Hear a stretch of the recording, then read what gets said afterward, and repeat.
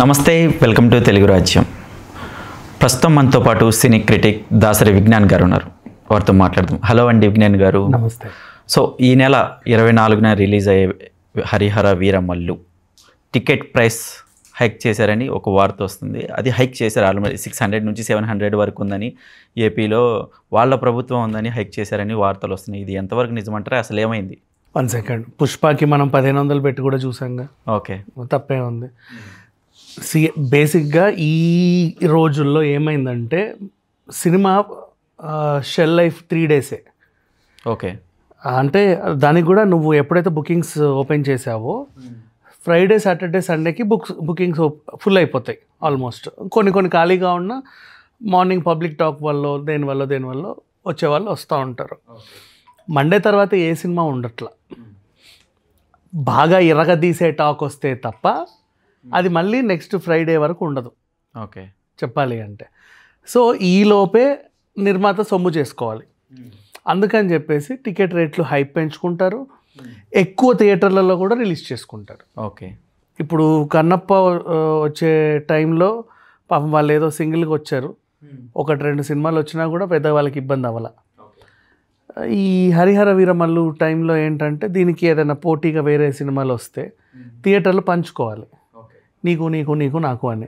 పైగా ఇప్పుడు డిస్ట్రిబ్యూషన్ కూడా చాలా ఇబ్బందులు పడి నిన్న పీపుల్స్ మీడియా వాళ్ళు, మైత్రి, సితారా వాళ్ళందరూ కలిసి ఏదో చక్రం తిప్పితే మొత్తానికి డిస్ట్రిబ్యూషన్ సెట్ అయిపోయింది. Okay. Mostly pre business, theoretical business ఇవన్నీ వాళ్ళు చేసుకోవాలి. నిర్మాత సేఫ్గా ఉండాలి ఓవరాల్గా చెప్పాలంటే. అందుకని చెప్పేసి కొంచెం ₹1 ఎక్కువ పెంచుకున్నారు. తప్పలేదు కదా దాంట్లో. ప్రతి సినిమాకి అడుగుతున్నారు కదా. ఎంత అంటే వీళ్ళు ఏమంటున్నారంటే ఏపీలో ఆయన డిప్యూటీ సీఎంగా ఉంటూ సినిమాటోగ్రఫీ కూడా ఆయన చేతిలోనే ఉంటూ మీకు తెలియవా అండి ప్రేక్షకుల బాధలు అంటే, ఆ నిర్మాత వాటెవర్ నిర్మాత యాంగిల్లో ఆలోచించాలి. లాస్ట్ టైం జగన్ గారు ఉన్నప్పుడు ప్రజల కోసం ఆలోచించి టికెట్ ప్రైసెస్ అనేది చాలా తగ్గించారనమాట. అది ప్రజల గురించి ఆలోచించడం కాదు, సినిమాలను ఇబ్బంది పెట్టడం. ప్రజల కోసం ఇబ్బంది మరి ప్రజల కోసం ఆలోచించడం అంటే నువ్వు రూపాయికి ₹2 టికెట్లు అమ్ముతావా? అది ఎట్లా తెలుసు? నిజంగా చెప్పాలంటే ప్రామిస్, అది బయట పబ్లిక్ టాయిలెట్స్ కూడా ₹10 కదా. కొన్ని థియేటర్లో ₹5 ₹10కి నువ్వు డ్రెస్ సర్కిల్లో కూర్చుంటావు. తేడా ఏముంది? అట్లా ఉంది పరిస్థితి. అది మరీ దారుణం. అట్లా చేయకూడదు. ఆర్టీసీ ఇప్పుడు ప్రభుత్వం చేతుల్లో ఉంటే అన్ని రేట్లు తగ్గించాలి, కానీ మరీ అంత కాదు.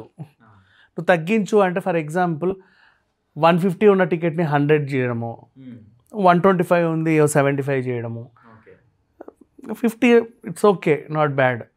సినిమా అది యాక్చువల్ చెప్పాలి ద చీపెస్ట్ వే ఆఫ్ ఎంటర్టైన్మెంటే సినిమా. ఓకే, అది అందరూ యాక్సెప్ట్ చేయాలి. కాబట్టి అట్లేం లేదు. ఇంకా హైప్ అంటావా కొన్ని రోజులు ఉంటుంది, తర్వాత మళ్ళీ తగ్గిస్తారు, అందుబాటులో పెడతారు. అప్పట్లో వీళ్ళెవరు బ్రహ్మాస్త్ర రిలీజ్ టైంలో ఎక్కువ పెట్టారు టికెట్స్, తర్వాత buy 1 get 1 ఆఫర్లు పెట్టారు.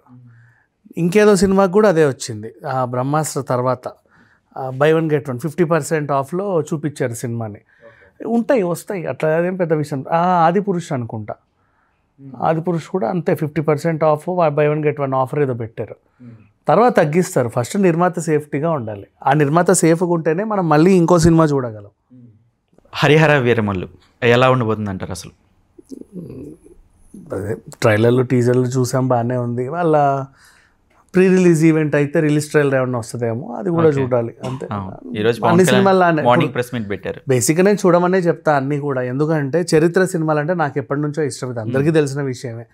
పొన్నియిన్ సెల్వన్ లాంటి సినిమాలు అయినా సరే, ఓకే, ఈవెన్ శాకుంతలం లాంటివైనా సరే, రుద్రమదేవి, కన్నప్ప, ఇట్లా నాకు అంటే స్టోరీస్ చెప్పి మన గౌతమ్ పుత్ర శాతకర్ణి, నాకు ఇట్లాంటి మూవీస్ అంటే ఇష్టం. ఓకే. సో హరిహర వీరమల్లు అందరిని చూడమని, అదేంటో ఆయన ఎవరో తెలుసుకోవాలి కదా మరి.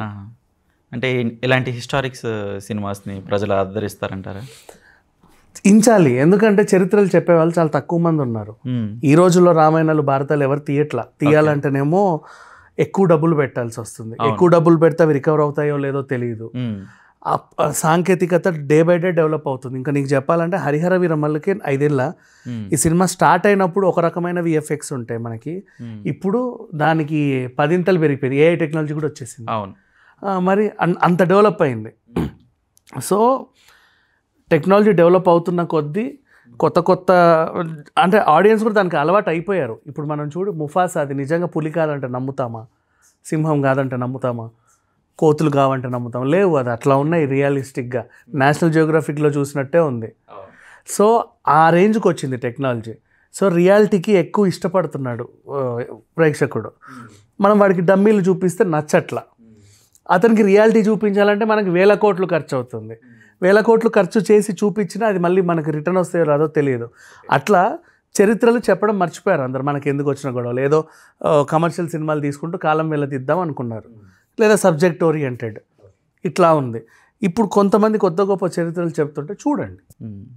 ఇప్పుడు మనం చాలా సినిమాలు పవన్ కళ్యాణ్ చూసాము, చాలా తక్కువగా వస్తారు ప్రమోషన్స్కి పవన్ కళ్యాణ్. ఈ హరిహర వీరమల్లుకి రావడానికి రీజన్ ఏంటంటారు? ఆయన హీరో కదా, ఇంతకుముందు సినిమాలు కూడా ఆయనే హీరో కదా, బట్ ఆయన రాలేదు ప్రమోషన్స్ 1-2 సార్లు. అంటే ఆయనకి ఏదో ఒకసారి సాయిధరం తేజ్ హెడ్ బాగాలేక ఆయన సినిమా రిలీజ్కి రాలా, అప్పుడు పవన్ కళ్యాణ్ గారు వెళ్ళారు. అవునవును, గుర్తుందా? పబ్లిక్ అంటే వాళ్ళకి ఒంట్లో బాగాలేకుండా రాలేని సిచ్యువేషన్స్ ఏమన్నా ఉంటే రాకపోవచ్చు. Okay, right, thank you. Hello, Telugu రాజ్యం ఛానల్ చూస్తున్నారా? సామాజిక రాజకీయ జీవన చిత్రణే తెలుగు రాజ్యం. అతిశయోక్తులు అసత్యాలు ఉండవు. రాజకీయ కోణం కాదు, ప్రజా కోణమే కొలబద్ద. తెలుగు రాజ్యం వీక్షణ మీ ఉత్తమ అభిరుచికి నిదర్శనం.